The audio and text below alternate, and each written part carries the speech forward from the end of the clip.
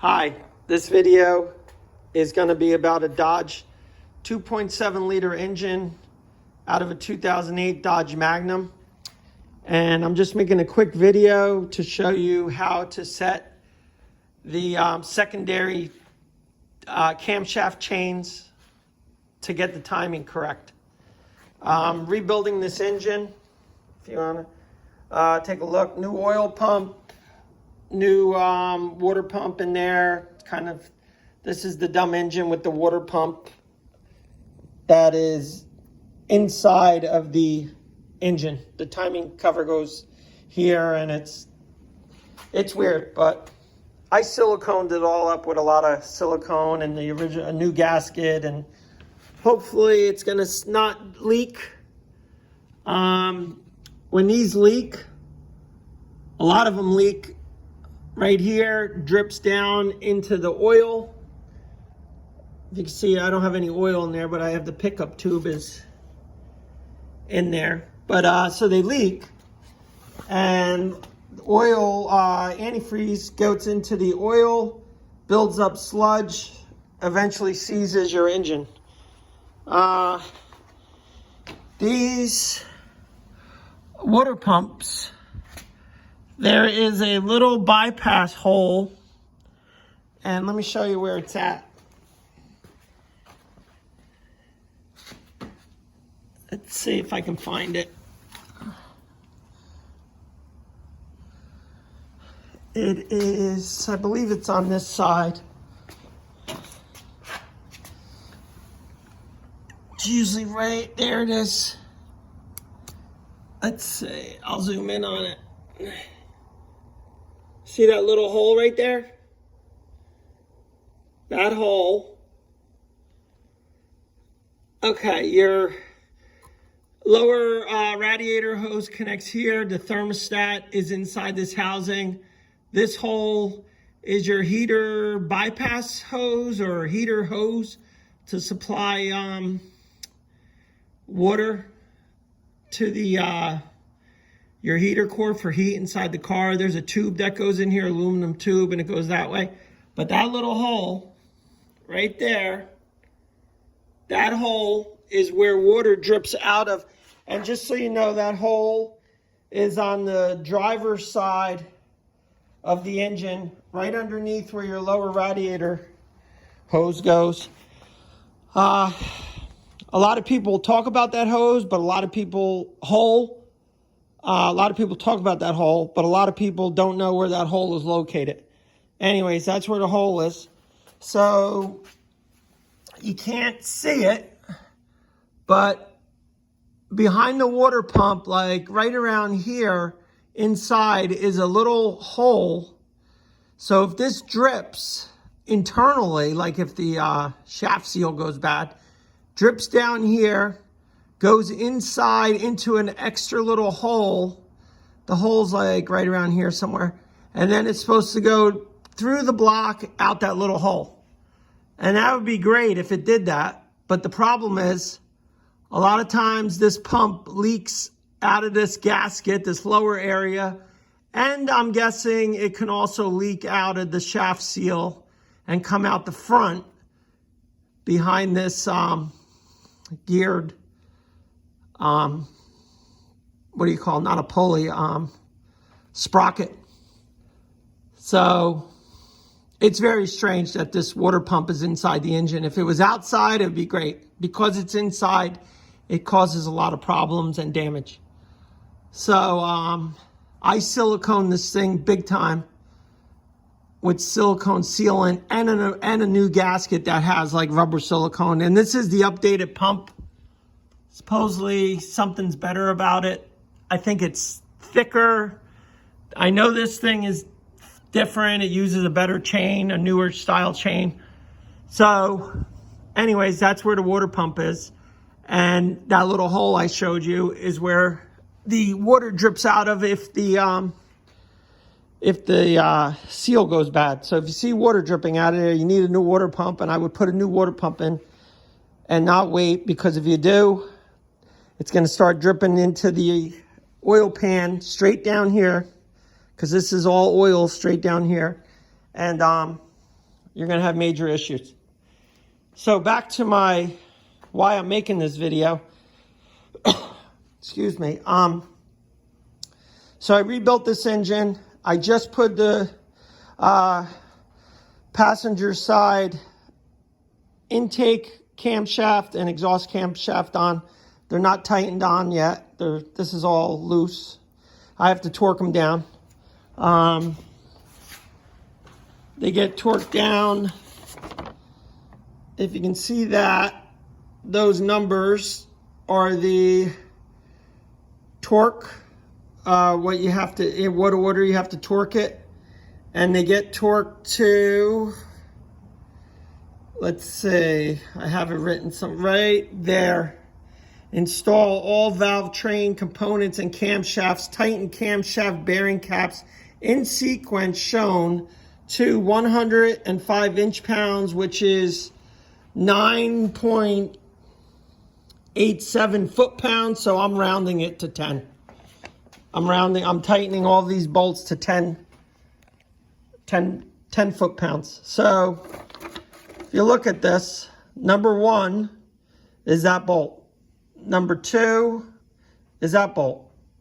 And then 3, 4, 5, 6, 7, 8, 9, 10.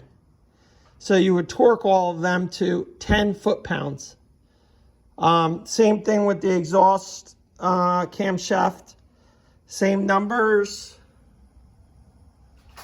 1, 2, 3, 4, 5, 6, 7, 8, 9, 10. I kind of get them all kind of snug, and then I start torquing them.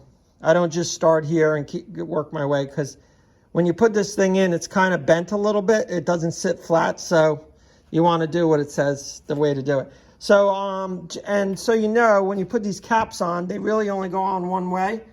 And if you look at the cap, don't pay attention to the 11. It says 2E with an arrow pointing that way. So the 2 is the second bearing cap. For the E is the exhaust. So it's the second bearing cap for the exhaust camshaft. And the arrow always points towards the front of the engine, which is the front. This one is supposed to have a number on it. It doesn't. It should say E1. Here's the intake, say 1I arrow, 2I arrow, 3, 4, all the way to 5. Same thing with the exhaust. 5, 4, 3, 2, and this is supposed to say 1. I think it got sanded off. I don't know. But if you look at my driver's side head, there's the 1E with the arrow. So I think the number on top is a date code, so don't pay attention to that. So that's how the caps go. They only go one way. Now, the big thing is, everyone talks about this, but everyone's confused about it. It's really not that confusing. So I don't even have the timing chain, and this is called the secondary timing chain, and it is it connects the two exhaust and intake camshaft. So if you look on this camshaft, each one has a dot. See that dot? There's a dot there, and there's a dot on that one. 2 dots. 1, 2. So you make the dots point up, which is right there. That's as far as straight they get, because these are kind of tight now, and the lifters are pushing down on the valve spring, so they don't sit perfectly straight. But that doesn't matter. Get the dots towards the middle. You want your timing chain, secondary timing chain. There's 2 colors in the links. I painted mine green. I think they're red originally. Each colored link sits on top of the dot, on top of the point. See that point? See the dot? Right in the middle. And you know you're correct because there's 7 links. So let's count them.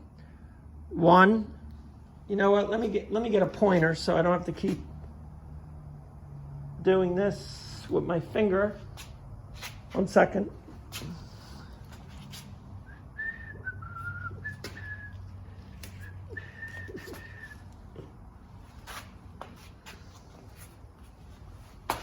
Oh, here's my pointer. Let me get my pointer.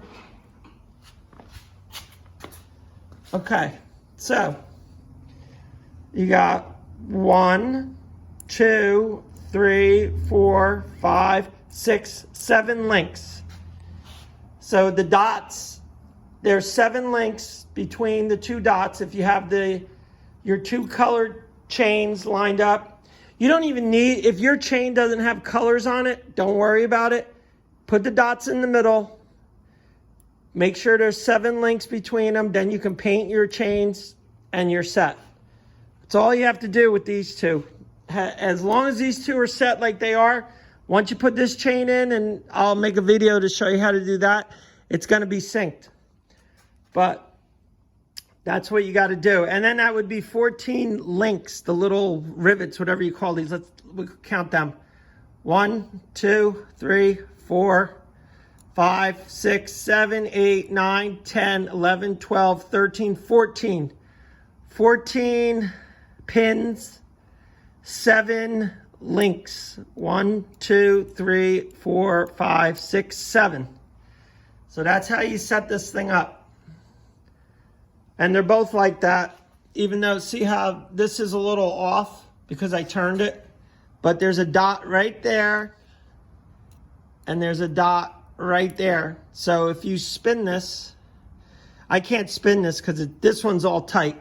But if you spin it, they line up. Anyways, before it's tightened up, that's what it looks like. A lot of videos that you see on YouTube, they kind of show this thing, but when it's tight, like my driver's side, so once you tighten it, this thing's going to spin back or go that way, and it looks like it's off, but that's what you do initially. And then besides that, this little tensioner for the chain, I have this little rod in here. You keep the rod in that hole, put the tensioner in. Now I'm gonna pull this rod out. Not yet though, I'm gonna pull it out when I tighten these bolts down. Pull that out. This little piston pops up, keeps pressure on this chain. This one's tight. If you can see, I can't move it. This one's not tight yet. That's why it's got play in it. So that's it. That's a quick video. How to line the chain up when installing the intake and exhaust camshaft. So not only installing it, if for some reason you had to change lifters and you got to loosen these to lift the cam up to change the lifters. If you can see the little lifters in here. Not the lifters, the roller rockers. They're right there. And then the lifters are, if you can look right there. Let me get my pointer. There's the lifter. I just put the lifters in. That's the lifter. This is the roller rocker. There's the valve, intake valves. So that's it. I'm gonna, pretty much that's it for this video. I'm gonna, when I'm done, when I shut the camera off, I'm gonna torque this up. And then I'll probably make another video. Next video will show the timing chain and how you sync everything up to get the timing correct. It's pretty easy, but a lot of videos on YouTube are confusing. Some people don't speak English, they speak Spanish. Some people just point at things. They don't tell you what's really why it is. So a little confusing, but I'm gonna try to make a video so it's not confusing. And there's there's that mark everyone keeps pointing to. There's the triangle right there on a water pump. It's brand new, so you can see it. And right there is the dot. See that dot? All you gotta do is line that dot up with that triangle. That puts your piston, number 1 piston, 60 degrees, top dead center. not only that piston, but all the other 5. It keeps them at least an inch down from the top of the cylinder head, an inch down. That way, when you rotate this thing, when this is hooked up with the timing chain, without the timing chain, nothing's gonna hit. Because once I snug these down, once I torque these, once I torque the bearing caps down, they're gonna push down the lobes. If you can see here, the lobes are gonna push down on the roller rockers, which are gonna push the valves. So once you have this thing torqued, the valves now move and they're pointing down or whatever position they're in. As long as you have that dot and that triangle lined up, like I do, it puts the motor pistons at 60 degree, number 1, 60 degree top dead center. That one and the other 5 pistons are an inch or more down, so no valves can hit it because the intake valves will hit it. So now I can screw around with things and I don't have to worry about when I turn this, I don't have to worry about the valves hitting the pistons. So I'm going to make a whole nother video showing you how to set the timing chain up, the real chain. And then hopefully everyone will know how to do it. So that's it on this video.